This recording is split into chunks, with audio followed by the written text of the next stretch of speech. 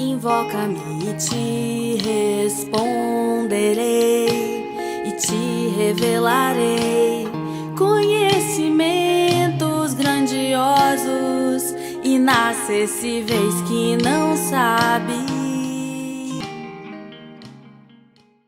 E hoje nossa devocional está no livro de Apocalipse, capítulo 4, versículos do 1º ao de número 11, que versa sobre a visão do trono de Deus. Está escrito aqui: depois destas coisas olhei, e eis não somente uma porta aberta no céu, como também a primeira voz que ouvi como de trombeta ao falar comigo, dizendo: sobe para aqui e te mostrarei o que deve acontecer depois destas coisas. Imediatamente eu me achei em espírito, e eis armado no céu um trono, e no trono alguém sentado, e esse que se acha assentado é semelhante no aspecto à pedra de jaspe e de sardônio, e ao redor do trono há um arco-íris semelhante no aspecto à esmeralda.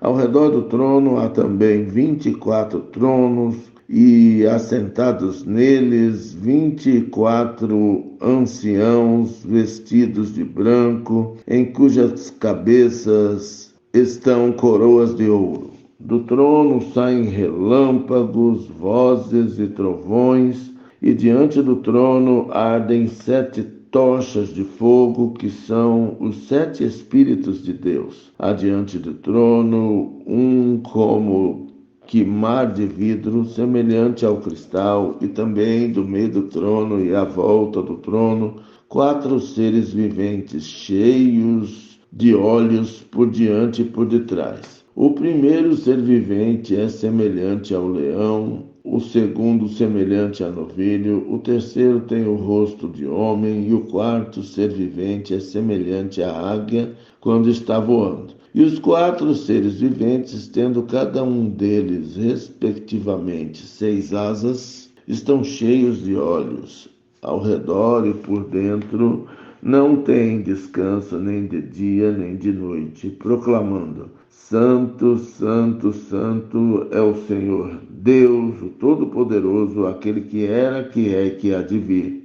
Quando esses seres viventes derem glória, honra e ações de graças ao que se encontra sentado no trono, ao que vive pelos séculos dos séculos, os 24 anciãos prostrar-se-ão diante daquele que se encontra sentado no trono, adorarão o que vive pelos séculos dos séculos e depositarão as suas coroas diante do trono, proclamando: Tu és digno, Senhor e Deus nosso, de receber a glória, a honra e o poder, porque todas as coisas tu criaste, sim, por causa da tua vontade vieram a existir e foram criadas. Essa visão do trono é marcada por alguns detalhes que ficam até difíceis de serem imaginados pela limitação da nossa mente. Nós vemos aqui, primeiramente, que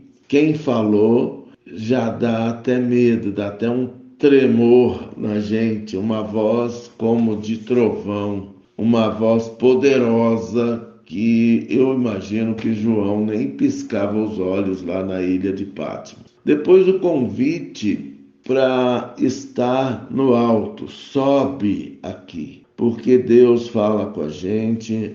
Assim como no Monte Sinai, Deus fala nos lugares altos, nos lugares das alturas, onde vemos as coisas na perspectiva de cima. Todas as vezes que Deus se dirigiu de uma maneira muito especial à humanidade, à igreja, aos seus profetas, Ele os chamou para subirem a um lugar especial, porque o monte, os lugares altos, são onde se manifesta a glória de Deus. E aí, ao subir, passa a mostrar o que deve acontecer.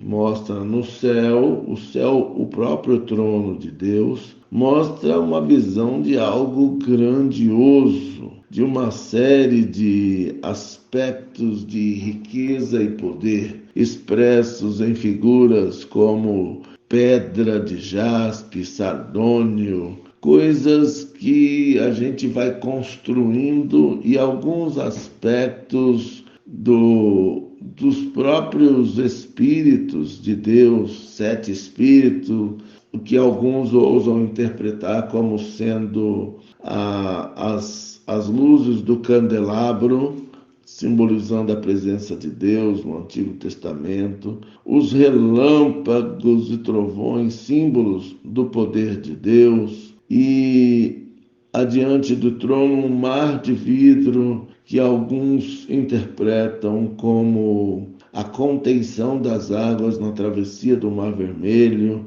E esses elementos simbólicos geram em muita gente um medo de se aproximar do livro, de procurar estudar, de procurar compreender, porque ninguém tem a palavra final sobre a simbologia. E aos seres viventes, tem os aspectos de leão, de novilho e outro com rosto de homem, e o quarto ser vivente semelhante à águia, uma ave das alturas, uma ave que voa mais alto, que faz os seu ninho nos lugares altos. E esses 4 seres viventes, respectivamente, tinham 6 asas.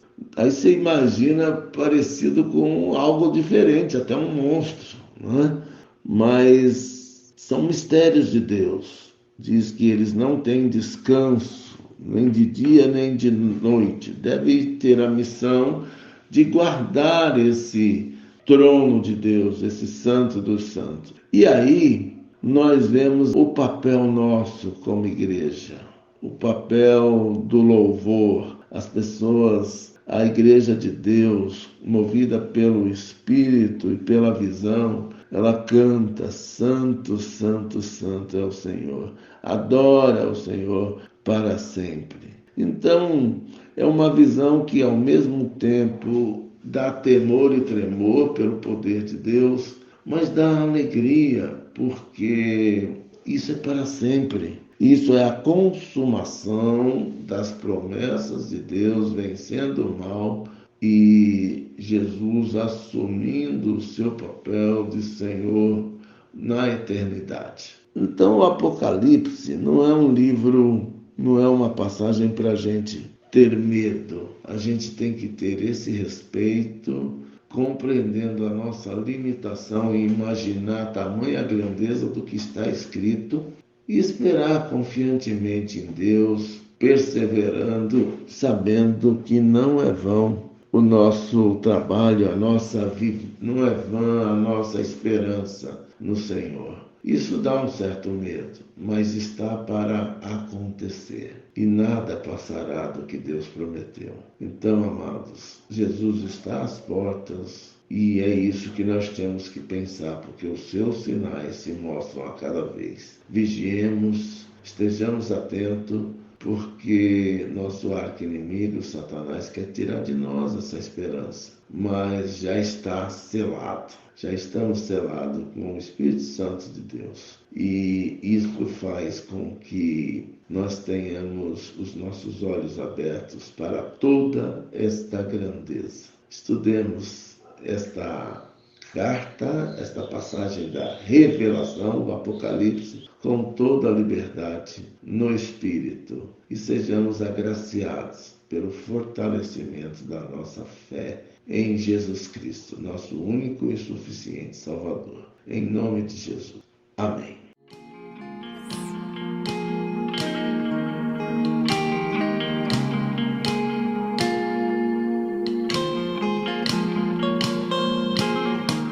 Invoca-me.